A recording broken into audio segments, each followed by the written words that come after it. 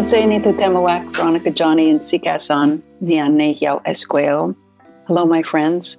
My name is Veronica Johnny, and I identify as a Cree woman. My pronouns are she, her. I identify as two-spirit, indigiqueer.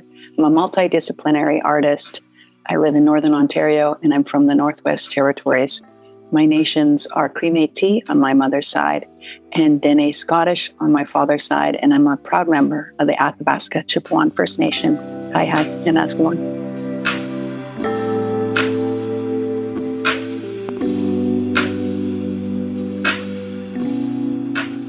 I bring cultural teachings into classrooms, into corporate events, and it's such an honor to be able to help others through the things that have been taught to me as a hand drummer and singer. I also did a cultural revitalization tour. I got to learn from my elder, who was a friend of my grandmother's, who is a fluent Nehiawean Cree speaker. And I got to participate in a sweat lodge ceremony as part of the slow tour. My slow tour actually changed quite a bit. The way I planned it was not at all how it went down.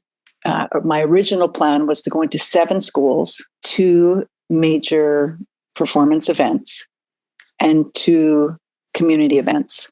I ended up leaving immediately from Toronto and postponing 3 of the school gigs because my father became very sick. And so I flew to Alberta to go see him and to continue my learning with him. And so my father knew a lot about the land. He knew a lot about animals. He knew a lot about our culture. And so every time I got to spend time with him, I learned so much. And so I was on my way, even though he was sick. I thought, okay, well, this is going to be some good learning. And I was an hour away when my father made his journey to the spirit world. And I feel like that happened. I feel like the slow tour allowed me the time to go to spend with my dad's family. And so I was able to immediately go into ceremony for my father and sing for him. And many incredible visions came while I sang for my father. I was able to be there for my sister and for his partner, his life partner. If I hadn't been doing the slow tour, I'm not sure if I would have, number one, been able to even afford the trip. But it actually allowed me the time.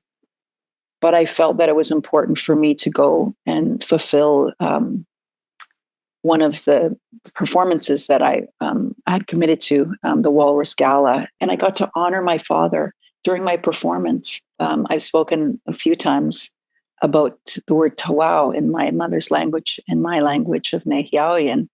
And one of the meanings of tawau is there is enough time. And I feel like for me, I just kept turning back to that idea. There is enough time. And the timing was divine.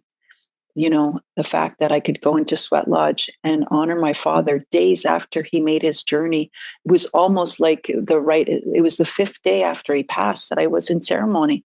Like it was divine alignment that was happening.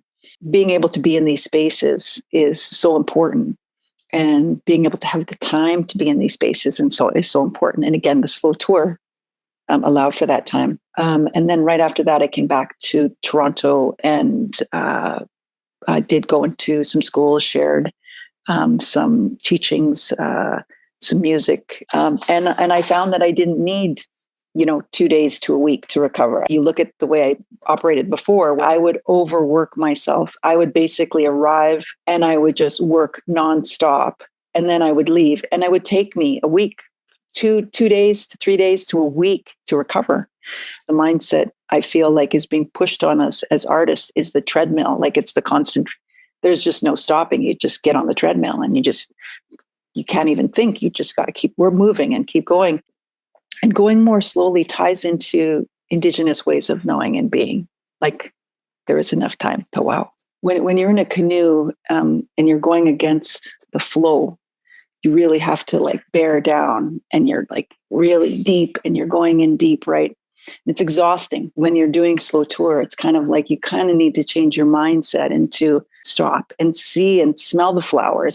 Instead of our colonized minds are A, B, C, D by this time. Yeah, I had less burnout. I had more time for self-care.